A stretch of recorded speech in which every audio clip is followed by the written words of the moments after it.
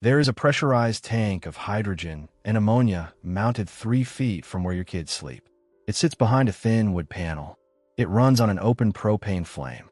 The sealed steel tubing inside, it has a documented 30-year history of cracking, venting flammable gas, and torching entire motorhomes down to the chassis in under 10 minutes.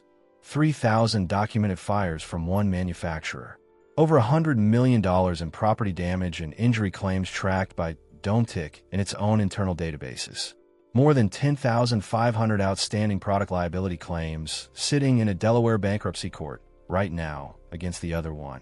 The two companies that built nearly every gas absorption refrigerator in America for the last 30 years know all of this. The lawyers know. The federal regulators have been issuing recalls on this exact appliance since 2001. The dealers know. And not a single one of them is going to mention any of it when you sign financing paperwork on a new fifth wheel this weekend. What is sitting inside the wall of your RV right now is one of the quietly dangerous consumer appliances on the American road. And the industry that put it there has spent the better part of 3 decades making sure you didn't find out. Number 1. The thing you call a refrigerator in your RV is not a refrigerator in the sense the one in your kitchen is. The kitchen unit runs on a sealed compressor and a closed refrigerant loop. Mechanical, well understood, intrinsically safe. The unit behind the vinyl panel in your motorhome is something else entirely. It is a gas absorption refrigerator. It works by applying direct heat from a propane flame or an electric heating element to a sealed steel boiler tube filled with high-pressure ammonia, water, and hydrogen gas. Hydrogen, the element that ignited the Hindenburg, pressurized, sitting inches from a live burner flame, wrapped inside a particle board cabinet, vented through a chimney that runs straight up through your living quarters. That design exists for exactly one reason. Compressor refrigeration historically didn't run well off propane, and RV builders wanted an appliance that worked in the boondocks when shore power wasn't there. So the industry took a piece of mid-20th century industrial chemistry and bolted it into a vehicle that bounces down interstates at 70 miles an hour. It works fine until the boiler tubing cracks, which it does, reliably, by the tens of thousands. Number 2. The cracking is not a fluke or a manufacturing variance. It is engineered in. The cooling unit boiler tube on a Norcold or Dometic absorption fridge develops microscopic stress fractures as a function of normal use. Heat cycles the tube, operating off-level, even by 3 degrees, creates localized hot spots the system was never designed to tolerate. The internal sodium chromate corrosion inhibitor breaks down over time. The welds fatigue. According to the federal class action filed against Dometic in the Southern District of Florida, every gas absorption refrigerator that company has manufactured since 1997 shares the same cooling unit design and the same defect: the propensity of the boiler tube to corrode, crack, and expel hydrogen gas at high pressure. Norcold is no different. The class action covering the 1200, 1201, 1210, and 1211 series, plus the N6 and N8 series, alleges the same root cause and the same outcome. When the tube cracks, ammonia clouds escape. A yellow crystalline residue, sodium chromate, cakes the burner area as a warning sign almost no owner has ever been told to look for. Hydrogen vents under pressure, and the moment that gas finds the open propane flame or the electric heating element, the RV is no longer an RV. It is a fireball with a hitch. Number 3. The scale of this is not anecdotal. The Dometic class action complaint filed in the Southern District of Florida cited at least 3,000 documented fires linked to its gas absorption refrigerators since 1997. More than $100 million in combined property damage and personal injury claims. All of it, according to the complaint, tracked internally by Dometic through non-public databases the company maintained for its own legal exposure. Norcold's number is uglier. When Norcold LLC filed Chapter 11 on November 3, 2025, the petition disclosed more than 10,500 outstanding product liability claims tied solely to the 2010 fire risk recall on the 1200 series. Roughly $344 million in disclosed debt. Add Dometic's history. Add the recalled Norcold 1200 series. Add the N6 and N8 series. Add the Dometic RM and DM series, spanning more than 10 model lines from 6 cubic feet up to 14. You are looking at well over 1 million absorption refrigerators sitting in driveways and storage lots across the country. Every one sharing the same defect, every one aging through the failure window every season. The industry's response to the math was to keep installing them anyway. And if you think that's the worst of it, you haven't heard the next one yet. Number 4. When one of these refrigerators burns down a motorhome, the manufacturer does not wait for the local fire marshal to sort it out. The manufacturer sends its own people. According to the federal class action complaint filed against Dometic, the company retained what plaintiffs described as a cadre of regionally based fire investigators, third-party claims administrators, attorneys, and metallurgical experts, deployed for the express purpose of diverting attention away from the refrigerator as the cause of the fire. Read that sentence again. The corporation that built the appliance that started the fire dispatches its own investigators to the burn scene to convince fire marshals, insurance adjusters, and the owner that something else is to blame. Faulty wiring. A propane regulator. The owner forgot to level the rig. Anything but the cooling unit. The same lawsuit alleges Dometic used and manipulated the recall process itself, 2 of them, one in 2006 and one in 2008, to conceal the true scope of the defect from federal regulators and from the buying public. The retrofit kits sold as fixes, the complaint flatly states, did not address the underlying defect.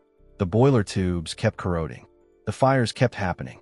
And the corporate response at every scene was to make sure no one outside the company connected the body of evidence in those internal fire databases to the smoldering frame on the side of the road. That is the part no one selling you an RV will ever say out loud. Number 5. The famous recall kit your dealer installed at no charge is theater. When Norcold's 1200 series began incinerating motorhomes, the company did not redesign the cooling unit. They did not replace the defective tubing. They bolted on a high-temperature sensor that promised to cut the heat source if the boiler exceeded roughly 800 degrees Fahrenheit. The problem, according to independent technicians and the engineers behind aftermarket protection devices like the ARP control, is that 800 degrees is already a catastrophic failure temperature. By the time the Norcold sensor trips, the cooling unit may have already ruptured. Hydrogen may already be venting. The damage is already done. Power line surges have been documented tripping the sensor falsely, leaving owners with spoiled food and no warning. The underlying boiler corrosion continues completely uninterrupted under the so-called fix. The class action lawsuit against Norcold alleges in plain language that the company concealed the ongoing danger through a series of low-cost, limited recalls proposing retrofits the manufacturer presented as adequate while knowing the boiler tubes would still fail in the field. The $36 million settlement Norcold paid in 2016 did not solve the design problem. It solved the lawsuit problem. The owners whose RVs have burned to the frame since then understand the difference intimately. Number 6. If you're telling yourself this is ancient history, that it only applies to old beaters built in the 90s, look at what rolled off the line at one of the highest-priced fifth-wheel brands in the business last year. In May 2024, Grand Design RV filed NHTSA Recall 24V378, covering 2023 Solitude fifth wheels equipped with Norcold 2118 SST refrigerators. The defect, according to Grand Design's own filing, was missing or loose fasteners attaching the cooling unit to the refrigerator housing. The cooling unit was not bolted in. It could shift under highway vibration, and when it shifted, the propane gas supply line cracked.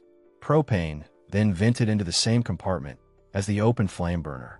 Grand Design caught the issue only after 3 separate thermal events were reported by owners. All 3 trailers have been assembled on the same day at the same plant. In late 2025, Grand Design expanded the recall under campaign 910052, adding more 2022 and 2023 Solitude and Momentum fifth wheels.